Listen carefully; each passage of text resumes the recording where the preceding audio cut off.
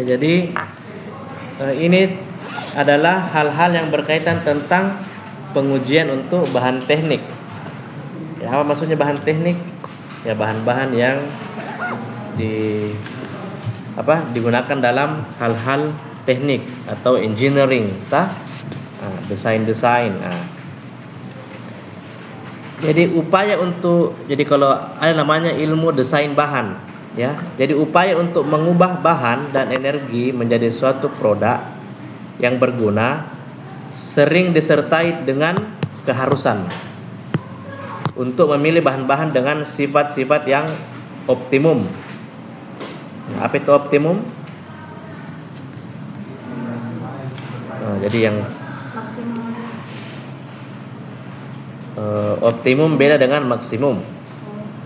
Kalau maksimum ya misalnya dia bisa sampai paling keras sekali, paling misalnya kuat tekannya bisa paling tinggi sekali. Itu kalau maksimum, misalnya angka tertingginya biasa dia capai itu sampai segitu 90 misalnya. Tapi kalau optimum yang disesuaikan dengan kondisi yang kita inginkan, optimumnya, kondisi yang terbaik yang sesuai dengan sesuai dengan kebutuhannya gitu ya. Oleh karena itu, pengetahuan tentang sifat-sifat bahan ini, makanya tadi dikatakan itu tadi adalah sifat-sifat bahan. Sifat-sifat bahan itulah yang menjadi parameter untuk pengujian bahan. Jadi bisa jadi nanti kita berada di lab itu. Kalau di sini memang lab beton itu ada di sipil. Tapi kalau masuk di Tonasa ber-PKLQ, yang masuk di lab beton, yang masuk di lab kuat tekan, itu masuk di lab fisika. Lab fisika itu oleh orang teknik kimia. Jadi bisa jadi bukan teknik sipil yang tempat itu, tapi kita. Jadi bisa jadi kita nanti yang akan uji kuat tekan, uji kekuatan tarik, uji kekerasannya, uji sifat termalnya. Seperti itu.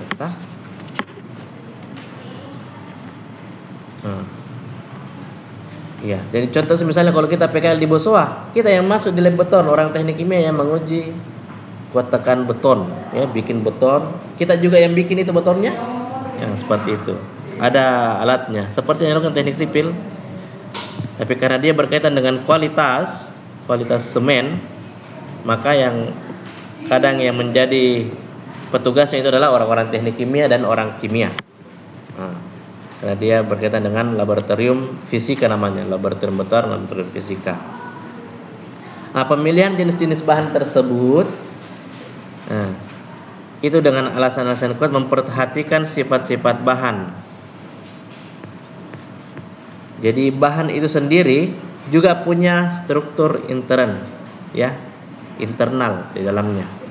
Ada kan namanya struktur kristal, bagaimana molekulnya, bagaimana struktur mikronya. Struktur intern ini juga menentukan sifat bahan. Cuma kalau kita desain, kita lakukan yang namanya paduan baja, paduan besi, kita campur dengan paduan besi dan baja gitu kan. Itu akan saling menutupi satu sama lain sifat intern kekurangannya. Misalnya pada proses pembentukan bahan melalui pemotongan dengan gergaji, ya, atau pahat mesin, maka hanya dengan bahan-bahan yang tidak terlalu keras atau tidak terlalu lunak saja yang dapat dikerjakan melalui proses pemotongan ini. Misalnya ya,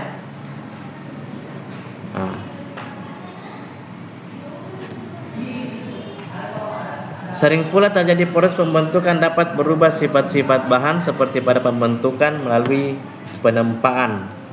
Penempaan itu apa? Ditempa. Di mana terjadi perubahan struktur dalam bahan sehingga bahan bisa menjadi lebih padat dan keras. Ya, makanya itu kalau pisau atau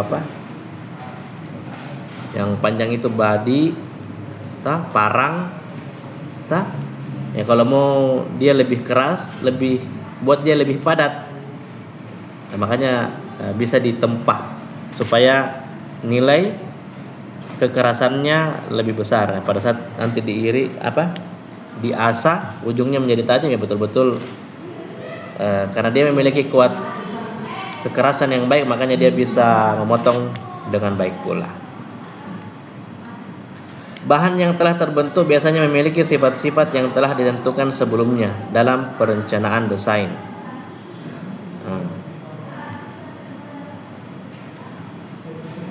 Jadi sifat-sifat itu bukan dibilang pada waktu kita ukur sama dengan 1 tahun kemudian, sama dengan 2 tahun kemudian.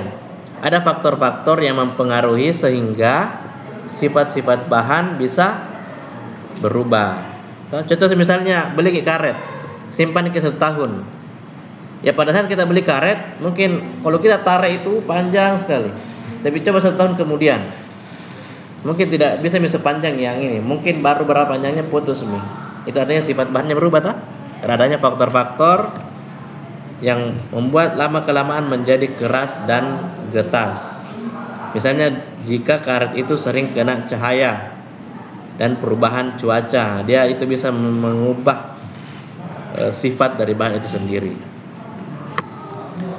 Logam bisa mengalami kelelehan selama kalau dia secara terus-menerus mendapatkan pembebanan. Jadi logam juga bisa ini ya, kelelahan. Nah, sehingga membuat sifat-sifat bahannya, kuat tariknya, kuat tekannya, kekerasannya itu bisa berubah karena adanya faktor-faktor yang membuat dia menjadi berubah ya. Entah itu suhu dan lain-lain. Sifat-sifat mekanis bahan. Jadi ini dapat diketahui ketika kita lakukan pengujian bahan di laboratorium. Ya makanya karena di sini dikatakan laboratorium, makanya yang biasa bertugas di situ adalah orang-orang teknik kimia. Banyak laboratorium riset yang melaksanakan pengujian bahan seperti ini. Misalnya riset milik sekolah tinggi teknik, ya, institusi negeri atau asosiasi dari industri dan perusahaan-perusahaan yang besar. Nah, dari pengujian sifat mekanis bahan, jadi yang mana membantu dalam proses pemilihan dan pengerjaan bahan tersebut menjadi produk-produk yang bermanfaat. Ada lagi yang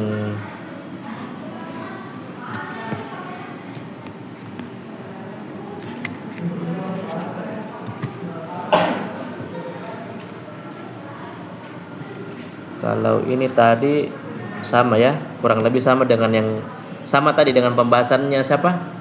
Yang ini. Nah, makanya ditambahkan dengan teori yang ada saja tak? Kalau PowerPoint-nya sama dengan yang dibahas tadi. Yang ini ya. Pembebanan terhadap bahan uji. Jadi kalau kita berikan beban terhadap benda uji, bahan uji, jadi ada istilah bahan uji ya. Artinya apa? Bahan atau benda yang mau diuji. Itu dapat menyebabkan efek-efek yang berbeda. Ada yang statis, ada yang dinamis. Bagaimana membedakan itu? Statis misalnya meliputi pengujian pembebanan secara lambat, kemudian makin meningkat sampai dengan nilai tertinggi. Artinya ini dia lambat dulu baru makin meningkat sampai nilai tertinggi. Misalnya pengujian kekerasan dengan percobaan tarik, itu statis, itu metode statis. Jadi dia kayak ada percepatan, jadi lambat dulu baru semakin lama menjadi cepat. Ada metode dinamis. Metode ini misalnya meliputi pengujian dengan pembebanan secara tiba-tiba. Jadi tiba-tiba, bukan yang dipasang baru perlahan-lahan dulu baru semakin cepat. Ini tiba-tiba, pokoknya tiba-tiba. Contoh misalnya ada ini baru tiba-tiba diberi beban, ya itu. Atau dalam waktu yang lama secara periodis. Nah, makanya dia dinamis karena kadang tiba-tiba, kadang juga dalam waktu yang lama secara periodis. Nah, kedua jenis pembebanan akan menyebabkan tegangan yang berbeda-beda di dalam bahan sesuai dengan arah gaya. Misalnya metode statis dalam percobaan tarik. Jadi ada ditarik dari sana, ada juga dari sini. Masing-masing sama ini P-nya kah? Misalnya ada bahan industri, hasil bahan yang diproduksi oleh suatu industri, kita mau uji. Nah, di sini ada kata deformasi toh? Nah, jadi deformasi itu adalah keadaan di mana dia sudah hancur gitu ya, sudah terputus, sudah lepas begitu. Misalnya ini deformasi yang disebabkan oleh beban tarik. Ini maksudnya P ini bebannya. Nah, bahan uji ditempatkan pada alat pencekam. Ini bahan ujinya. Nah, ini alat pencekamnya ada dari kiri kanan. Pada mesin uji tarik. Kemudian ditarik dengan gaya tarik yang makin lama makin besar. Jadi ditarik, ya dia akan mencoba tarik dulu mulai dari kecil, besar sampai bahan uji putus. Kan namanya tarik berarti dia putus ya, terlepas. Kapan putus? Berarti itu nih. Jadi mula-mula bahan uji akan memanjang elastis. Itu misalnya karet, kita mau karet yang betul-betul dia elastis, nah, pasang. Mula-mula bahan uji akan memanjang. Nah, pada keadaan ini jika gaya tarik ditiadakan, maka panjang ukur akan kembali menjadi L0. Ini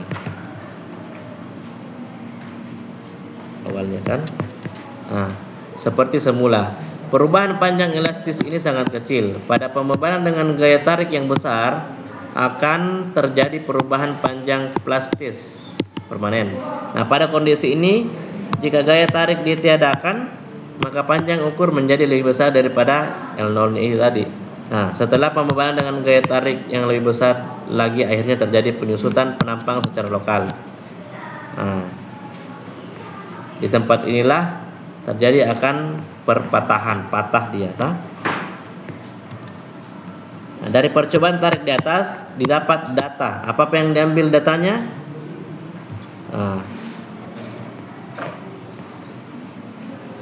jadi kekuatan tarik, kekuatan luluh, kemudian kekuatan keregangan, regangan patah dan susunan penampang serta modulus elastis. Nah, ini tadi yang dibilang deformasi ya. Perubahan bentuk bahan karena bahan mengalami pembebanan oleh suatu gaya. Jadi dapat beban. Beban itu bukan berarti ditekan, ditarik juga itu adalah beban ya. Pokoknya sampainya dia perubahan bentuk. Nah, gitu ya.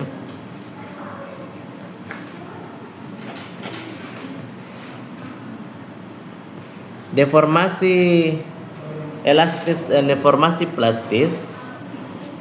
Nah, jadi kalau elastis itu yang mengakibatkan regangan elastis, artinya regangan ini akan hilang dengan sendirinya jika tegangan ditiadakan. Nah, ini. Kalau deformasi plastis adalah deformasi yang menyebabkan regangan plastis, artinya regangan ini masih tetap ada walaupun tegangan yang menyebabkan regangan ini telah ditiadakan. Bagaimana membedakan itu? Ada bahan yang kalau ditarik baru pas, misalnya tuh ditarik, nah, kemudian pas itu tegangan ditiadakan, maka regangan ini akan hilang dengan sendirinya. Jadi regangannya itu tadi bahan hilang. Tapi kalau plastis, kalau dia dilepas itu tegangannya ditiadakan, maka regangan itu masih ada. Bagaimana membedakan itu? Ya, jadi ada bahan yang kalau ditarik, dilepas kembali karet. Ada juga bahan yang kalau ditarik, dilepas begitu jadi panjang. Jadi dia ditarik tetap nah, itu baru plastis. Jadi ada elastis, ada plastis. Kemudian ada keuletan. Keuletan adalah besar regangan plastis sampai patahan, sehingga seperti halnya pada regangan patah ini dapat dinyatakan dalam persentase perpanjangan. Ya, jadi ada rumusnya. Nah, Jadi ambil data luas penampang pada patahan. Nah, kemudian ambil lagi data panjang ukur saat patah. Nah, itu. Ada juga kekuatan luluh. Kekuatan luluh ini ketahanan bahan terhadap deformasi plastis disebut kekuatan luluh. Jadi kalau ada kekuatan bahan terhadap deformasi plastis, berarti dia kekuatan luluh nih.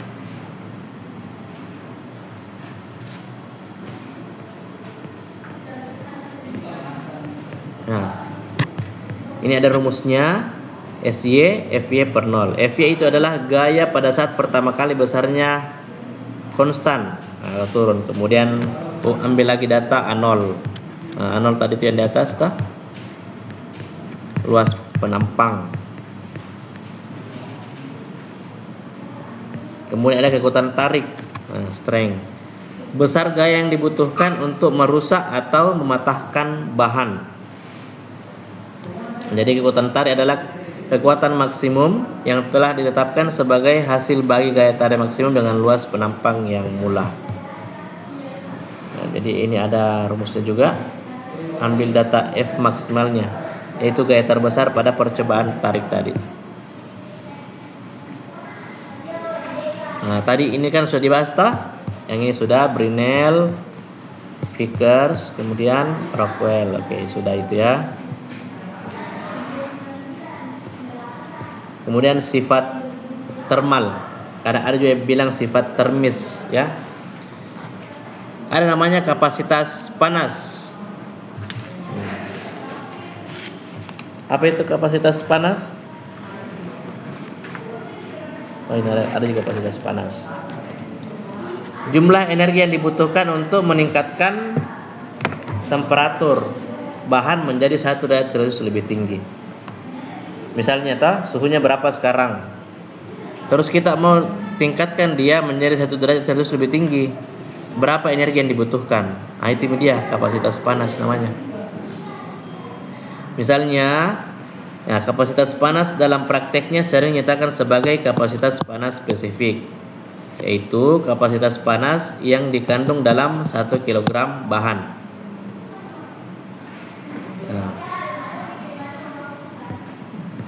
Misalnya ya, nilai kapasitas panas spesifik untuk beberapa bahan antara 0 sampai 100. Nah, ini dia ya, ada aluminium 896 kapasitas panasnya, ada besi dan baja 460. Nah, kemudian ada panas transformasi. Panas spesifik.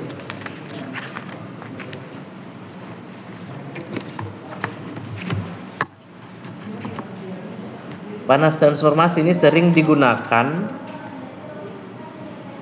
yaitu panas peleburan dan panas penguapan.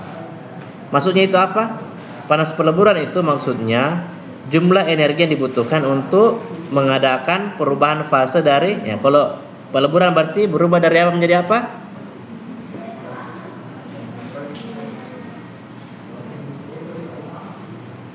Ya, jadi melebur ya dari padat menjadi cair. Cuma di sini kalaupun dia dari cair menjadi padat tetap sama, tetap dia namanya panas peleburan ya.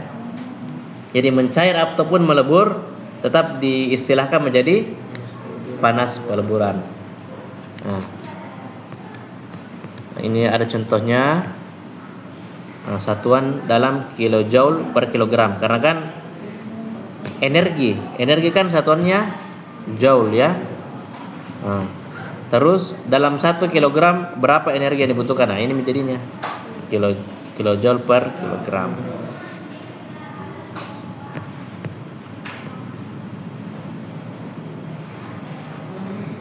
Nah, beberapa bahan seperti keramik dan gelas tidak memiliki titik lebur yang jelas karena berbagai macam gelas dan keramik ini banyak macamnya.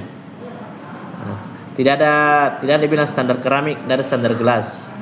Jadi dia tidak memiliki titik lebur yang jelas. Jadi sisa diukur saja, Kalau panas penguapan, jumlah energi yang dibutuhkan untuk ya menguap. Menguap berarti cair ke gas, atau sebaliknya, gas ke cair berarti kondensasi. Itu namanya panas penguapan. Yaitu ya. Dia. Jadi namanya panas transformasi. Ada tidak di sini? Ini pada spesifik pemuaian thermal. Konektivitas.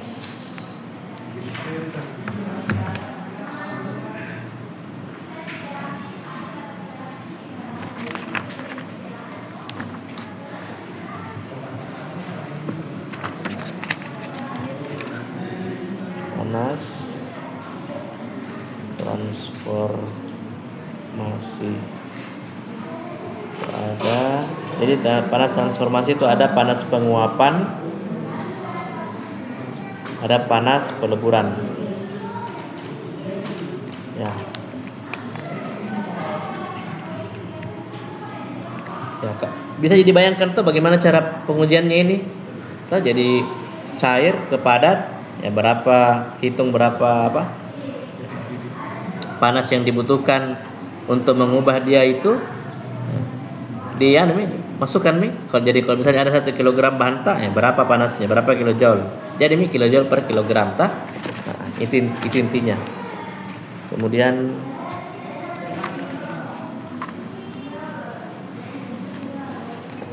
ditandai Mamina apa yang perlu ditambahkan.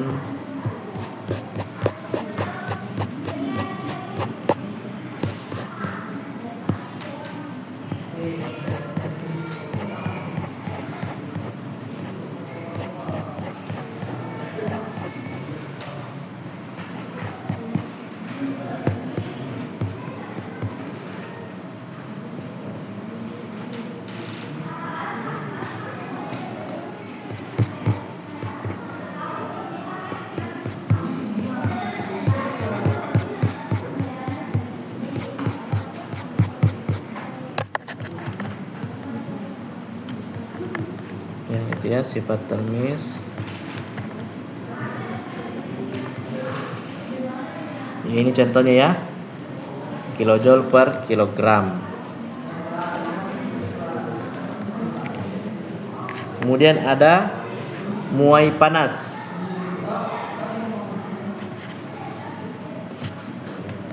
Nah, ini diturunkan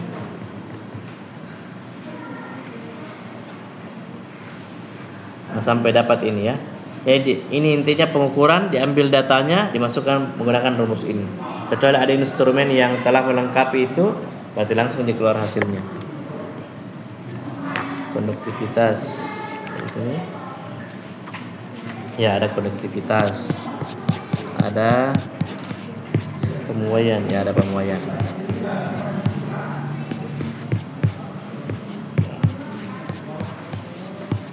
Konduktivitas, apa itu konduktivitas? Konduktor apa konduktor? Ada konduktor, ada isolator. Ya, jadi konduktivitas berarti berkaitan dengan daya hantar panasnya. Jadi banyaknya aliran panas per luas bahan yang dapat lewat pada bahan setebal satuan panjang sehingga terjadi perubahan temperatur sebesar 1 derajat Celcius. Jadi ini ya.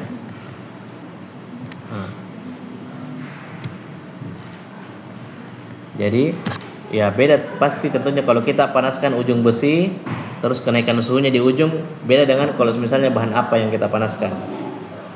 Mungkin ada kenaikan suhu di ujung tetapi tidak begitu besar, Jadi ambil data panasnya, kemudian ambil data ini dia luas bahan. Kalau luas berarti ya contohnya adalah meter persegi.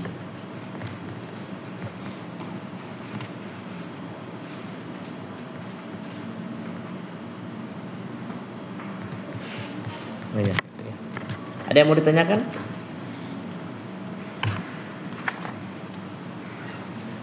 Ini yang dilipat nah, ada revisinya nah. Kita revisi, kita ambil ini. Masih Pak. Ya sama-sama. Oke. Kalau sudah tidak ada pertanyaan, sudah waktunya istirahat. Demikian. Ya, ayah apa? Itu. Yang berkaitan sama yang tadi Pak. Iya. Apa sebenarnya kaitannya dengan materi tersebut Pak? Maksudnya? Dari tekan, materinya, Iya. sifat-sifat termal sama kekerasan. Apa ada keterkaitannya semua Pak? Ya, maksudnya ini dikatakan terkait kalau memang betul-betul kita membutuhkan semua sifat itu. Keterkaitan ini adalah sama-sama untuk menentukan kualitas bahan. Tapi bukan berarti dibilang semakin tinggi angkanya semakin bagus. Ya, berbeda-beda tiap bahan toh. Intinya ini adalah untuk menentukan bagaimana kualitas sifat bahan, itu keterkaitannya. Kalau mau dibilang apakah mesti diuji semua? Tidak. Atau misalnya karet, perusahaan karet produksi karet gelang misalnya, atau karet apa gitu, terserah toh. Jelas perusahaan karet yang produksi sebuah karet oleh konsumen. Nah, perlu tidak dia memiliki kuat tekan yang tinggi? Tidak itu, kuat tarik tinggi, ya toh. Terserah konsumennya dia mau itu bungkus sampai kekuatan berapa. Ada data dari konsumen, saya mau kekuatan tarik sekian. Kuat tekan tidak ji, kekerasan ya tidak ji, tidak perlu ji. Pokoknya kuat tekan saja. Nah, itu untuk karet. Misalnya apa lagi? Bahan untuk jembatan perlu kuat tekan, perlu sekali. Gimana kalau rendah kuat tekannya baru apa yang naik jebol minta. Intinya disesuaikan terhadap kebutuhan, bukan dibilang di semua biar karet diuji semua. Untuk apa gitu? Kita cuma butuhkan karet itu untuk misalnya bungkus apa gitu dipakai untuk apa itu karet. Nah, kita cuma mau butuh sekian. Beda sih misalnya untuk karet ban, beda lagi itu ya. Perlu apa lagi? Nah, tentu dia perlu kuat tekan juga jangan sampai didesain untuk ban truk lantas kuat tekannya langsung kempes kalau ini gitu. Itu maksudnya. Jadi tergantung kebutuhan. Karet pun bisa jadi banyak yang dianalisa, bisa jadi sedikit, tergantung dari peruntukannya. Dia mau digunakan bahan itu digunakan untuk aplikasi apa, itu hubungan dan pengaplikasiannya atau gambarannya. Ada lagi yang kita mau tanyakan?